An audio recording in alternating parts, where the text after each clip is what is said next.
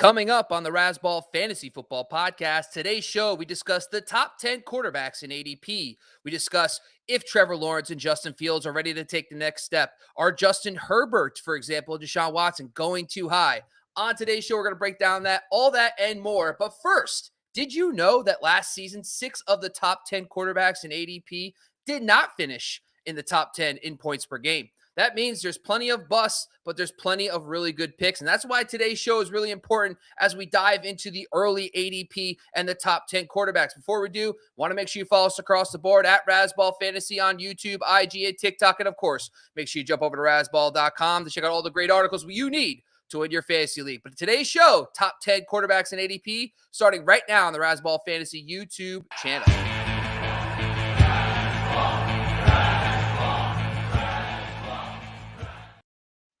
It's all right, folks. The myth, the legend, that is Gladys L. Tyler. Gladys L. Tyler on Twitter. What's going on, Gladys? It's slightly dirty, but I have my Razzball shut off. What? Yeah. What? I love it. Love it. There you go. Represented already. Yeah. I love every second of that. Thank you. Gladys. My fun fact, did you know 6 out of 10 quarterbacks last year finished in points per game and were drafted in the top 10 ADP? Is that higher or lower than you expected? What's your thoughts about that? Did you say did not finish in the top 10 or did finish in the top 10? Yeah, so I'll give you the numbers right here. So 6 out of 10. So Allen, Mahomes, Jackson, Hurts, Burrow, and Prescott were drafted in the top 10 and finished in the top 10 on a per-game basis. The misses were Justin Herbert, Kyler Murray, Russell Wilson, and Tom Brady. So what are your thoughts about that? Well, Kyler Murray and Herbert were injured, so they probably would have finished in the top 10. I think Herbert would have finished in the top 10 had he not got injured. Brady and Wilson were he's like 100 years old, so I don't know why he was in the top 10. And Wilson was the surprise, I think, of everyone, like, not finishing in the top 10. I think that was oh my friggin' God, what happened to Russell Wilson? But the other 6, I think justified. I think I could see that. It's Russell Wilson. I think it was the outlier, was the one that everyone was like, oh, great. We drafted him early and he sucks. Really, really, really, really, really bad. Would you know where he finished? He didn't even finish in the top 20, did he? Where Russ finished was... I could look that up. I have it right in front of me. I just didn't put his actual finish. He finished on a per-game basis 19th. So not... He actually started playing a little better down the stretch. So there was something there. I mean, Herbert... last year, he played all 17 games, but he was, I guess, nicked up, and plus he had Allen, and we're going to talk a little bit about his season last year just coming up. Spoiler alert, between Mike Williams and Keenan Allen being out. Brady, I think, from my perspective, it's a pass volume thing. I thought this guy's going to throw a billion times, which he did.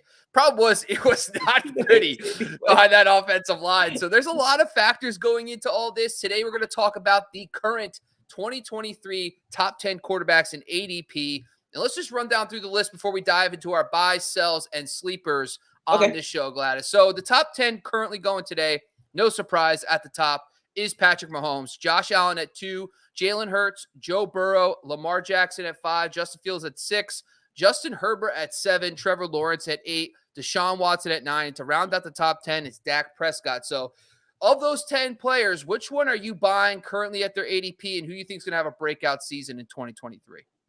Of those 10 players, I think that Trevor Lawrence is the lowest. Well, is lower than what he will finish. I think he will finish higher than 8.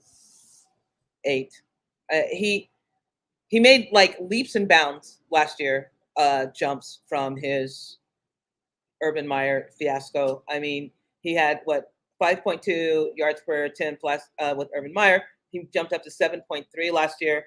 His touchdowns, he went 25 touchdowns, 8 interceptions. 5 of them were rushing touchdowns, actually. And it was I think he only had 63 attempts. So it was economical. Like, he isn't rushing for 107 attempts and only got 5 touchdowns. He did 63. His I think that I am a Calvin Ridley believer, and I will probably die on that hill come draft season when I have to draft or redraft. But his weapons haven't taken a step back. Them retaining Evan Ingram was massive. Them getting Zay Jones, Christian Kirk, Calvin Ridley, Evan Ingram. Come on. Doug Peterson is like steering that ship.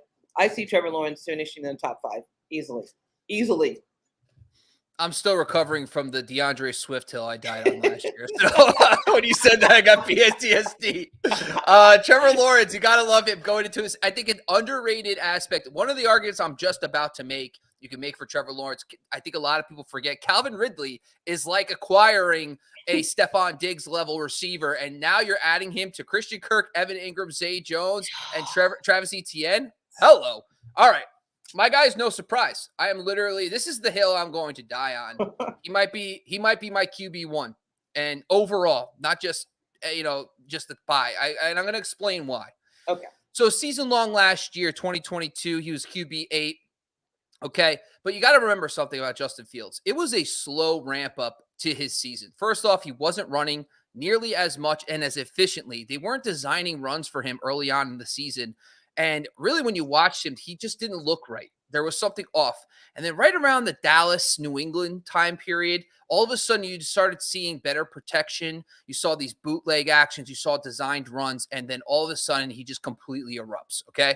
Justin Fields over the second half of 2022, weeks 9 through 18, he was the QB3, okay, in fantasy football on a per-game basis. Okay, his top receiver during that time frame was Cole Kmet, with 49 targets. After that was Chase Claypool, who, by the way, was just acquired from Pittsburgh a few weeks, probably a week before that, started 28 targets. David Montgomery, who's not on the team anymore. Okay, David Montgomery's a nice player, but God, he's the third option on your passing game. 25 targets. He was the QB3, and those were his top 3 targets. Insane, okay? So why do I think he could build off this in 2023? Obviously, a lot of people are going to point to DJ Moore, and rightfully so, but I think the most underrated aspect of this is he gets Darnell Mooney back. You're going to have Darnell Mooney back in the lineup along with Chase Claypool and also DJ Moore, a very underrated 3-receiver set to go along with the guy who led in targets last year, Cole Kmet, over that second half. They also beefed up the offensive line. They brought in Nate Davis, top 20 PFF guard, and they also drafted Darnell Wright in the first round. So you're adding 2, high draft capital and a very solid guard in free agency, along with DJ Moore. But this is the one that really you have to hang your hat. It's DJ Moore, okay? You compare it to other mobile quarterbacks in the past who have gotten a legit number 1 the year after they really broke out, okay? Jalen Hurts, Josh Allen, Kyler Murray. Okay, the 3 names that come to my mind. You think DeAndre Hopkins with Kyler, Stephon Diggs with Josh Allen, and you think A.J. Brown with Jalen Hurts, okay? In 2021, Jalen Hurts averaged a very solid 24 points per game. Last season, when they got A.J. Brown, he had 28.5. That's 4.5 more points per game. Kyler Murray, the year before they got DeAndre Hopkins, 21.5.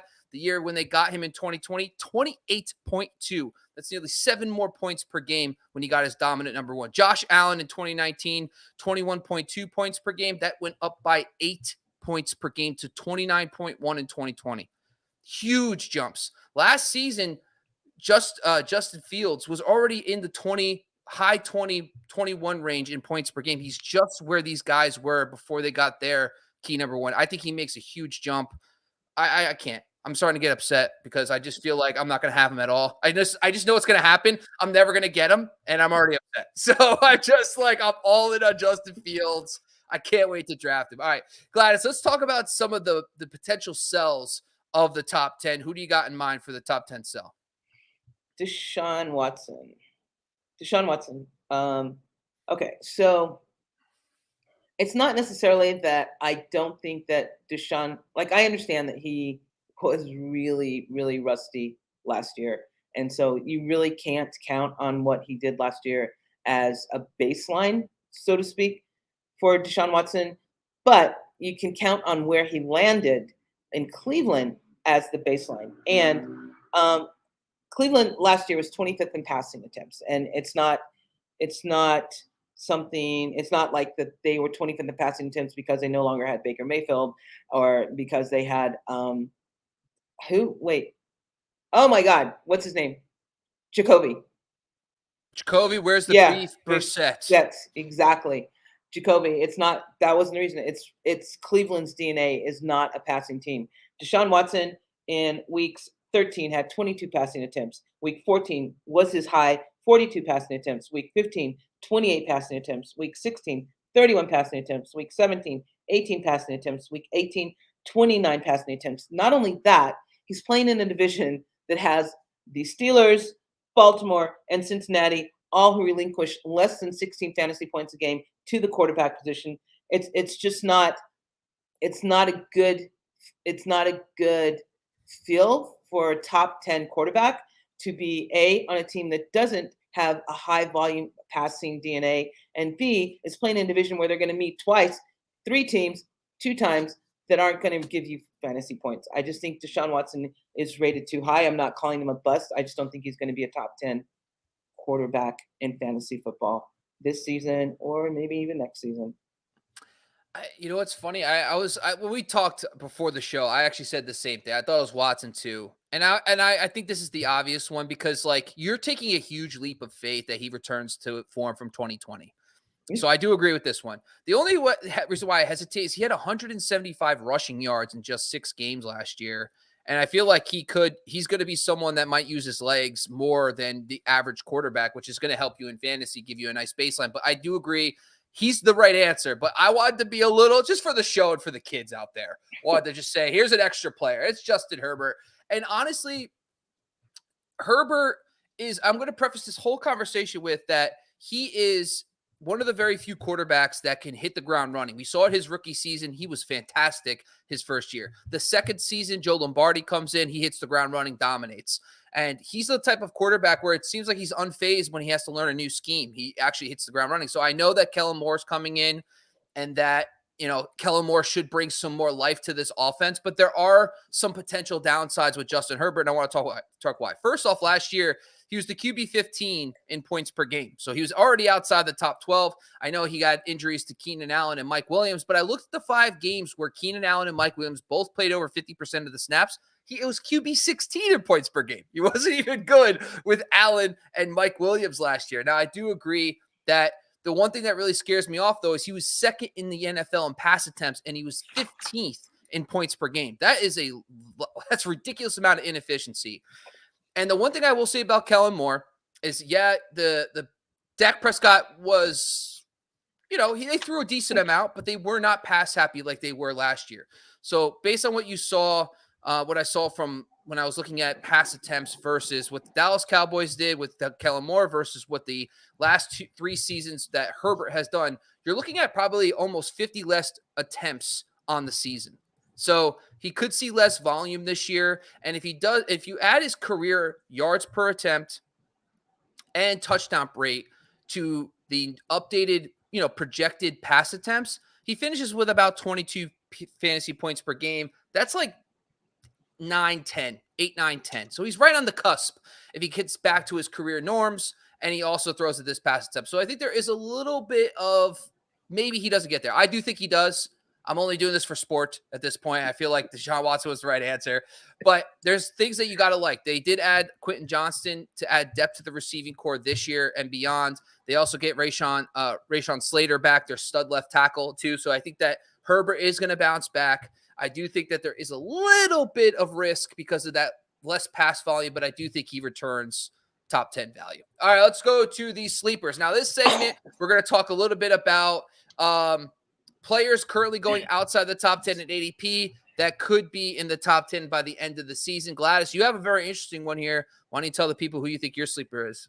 I think my sleeper is Derek Carr from currently the quarterback of the New Orleans Saints. And it's 2 reasons, actually. First of all, I don't think Alvin Kamara is playing his first 6 games. I'm just going to throw that out there. So anyone who is betting on Alvin Kamara, sorry. But I do think Jamal Williams and Kendra Miller are going to be okay. However, Derek Carr was 4th in intended air yards, 9.1 last year. Conversely, Andy Dalton, who was the quarterback from like week 4 on in New Orleans, had 7.9 intended air yards. And still, Chris Olave balled out. So you have Derek Carr aggressively throwing the ball downfield. You have Chris Olave aggressively catching the ball downfield. And you also have to add in whose name I'm going to just butcher, I'm pretty sure. Rashid.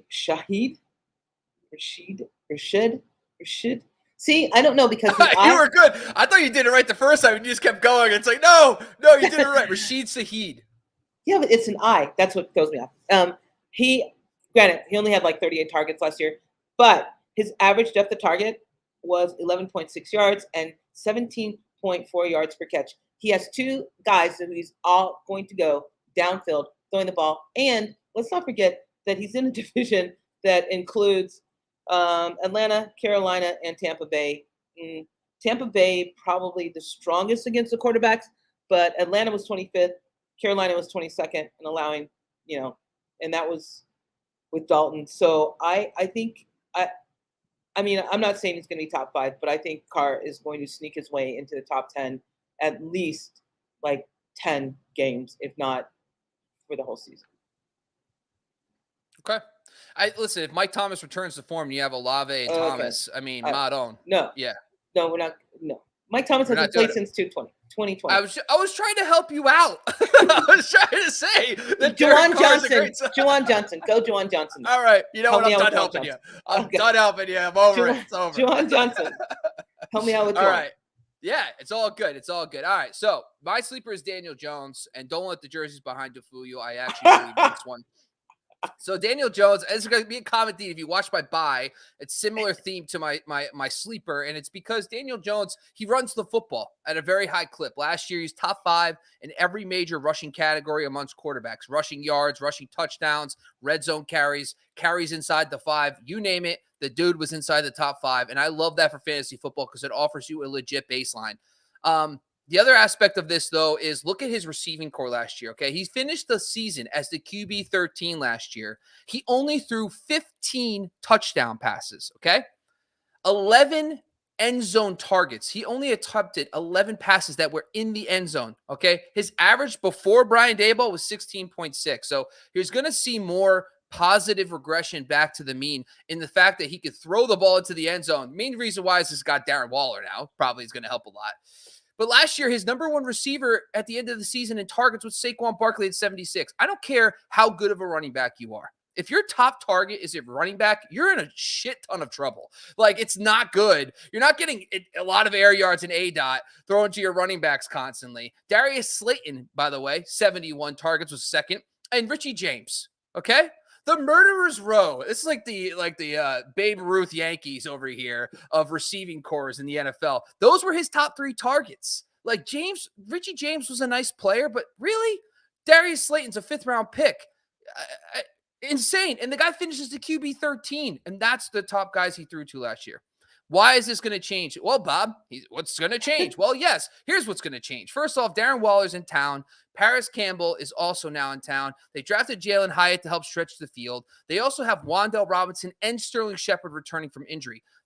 His top 3 receivers last year might not even be in the top 5 this year in targets. Sorry, Barkley, you probably will be. I lied. But those other 2 guys, Richie James is not even on the team anymore. He's in the Chiefs now. And Slayton probably won't play much unless there's more injuries. So I do love that.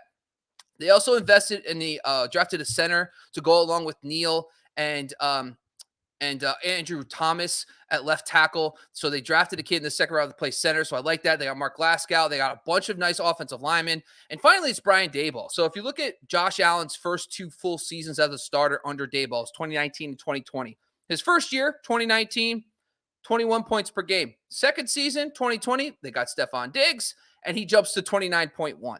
I could see Daniel Jones, doing the same type of thing with Darren Waller and company now in tow. I think he makes a huge jump, but that's why I think Daniel Jones is a real shot to be a top 10 quarterback in 2023. All right, Glass, before we close out the show, we do have a comment. It's Jamie, of course. Jamie's chopping in for you. Jamie? Jamie's always coming through. Jamie stopped by one time we were on a show without you. I appreciate her. I appreciate the support across the board.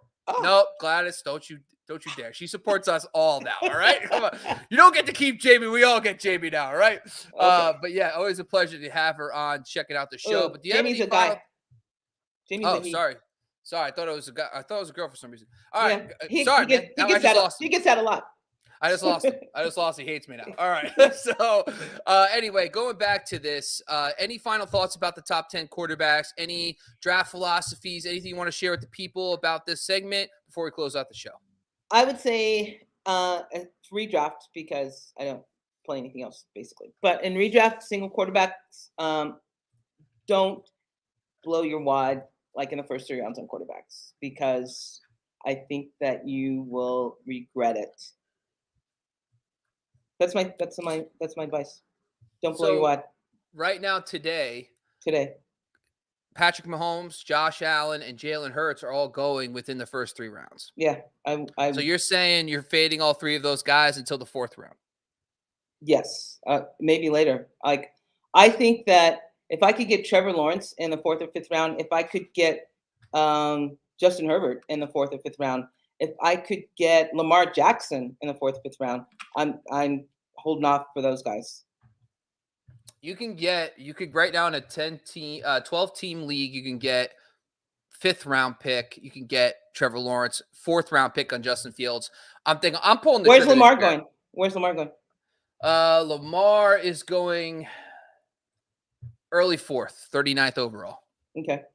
See, I think that's aggressive ADP too. Quarterbacks typically don't go that early in bulk, but I do think that's a little early. But yes, it's 4th round right now. Yeah, I mean, I don't know. What do you have, or I can pull it up. What was the difference between number 1 and number 2 quarterbacks last year? In points per game, nothing. It was like This is the other. So Josh Allen and Patrick Mahomes last year were neck and neck. Remember, Josh Allen did not play one game. Right. 28.7, 28.6. So right next to each other. What I have for 6 points per passing touchdowns. I just think that I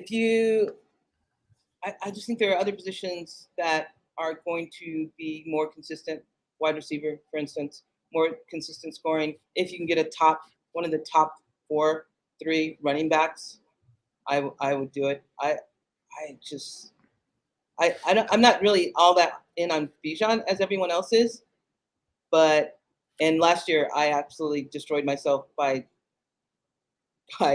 drafting Indy's running back number 1, which I will never. JT. Ever. Yes. Yeah.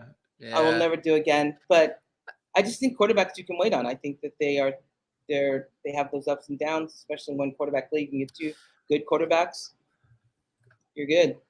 I think the other thing, when you get to more regular draft season, when you start seeing ESPN, Yahoo, I know best ball 10s and all that's a little different, like those kind of leagues and sleeper.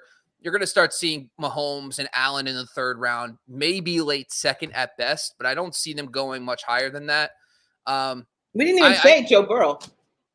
Well, Joe Burrow he's up there too, actually. He's actually going, I think, to the 3rd round. So he's actually going pretty high. He's going 32nd overall right now. Yeah, no, I would not. So I'm going to take Fields at the 3-4 turn probably. I just don't care. You think he's going to last that long? I don't start, Gladys. I can't right now. I can't right now. No, we're not going into this right now because I want him everywhere. And I thought I was being bold and saying that.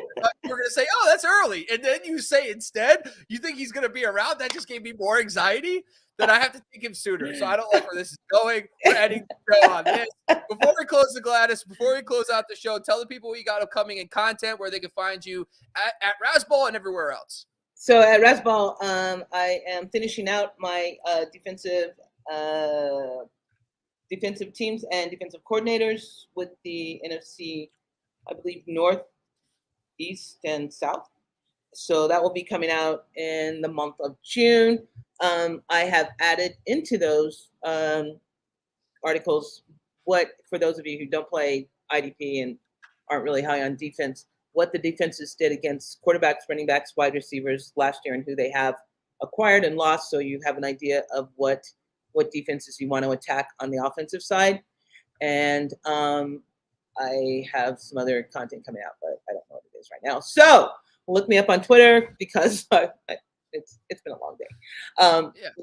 Look me up on Twitter at Glady Louise Tyler, and I will, as soon as I figure out why my iPhone won't send my tweets, I will tweet out the articles that I have.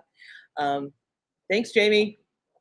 There we go. I love every second of it. Once again, this is the Razzball Fantasy Football Podcast on the Razzball Fantasy YouTube channel. We appreciate you jumping on to join us again. And hey, if you like the show, make sure you subscribe. Follow us across the board at Razzball Fantasy on YouTube, IG, and TikTok. And of course, make sure you jump over to Razzball.com. And at the end of this show, there'll be a couple options to look at another video. So go watch. We got tight ends, running back, ADP. We got it all over on the Razzball Fantasy YouTube channel. Thank you for joining once again. Follow me at Twitter at Bobby LaMarco. We are out of here, folks.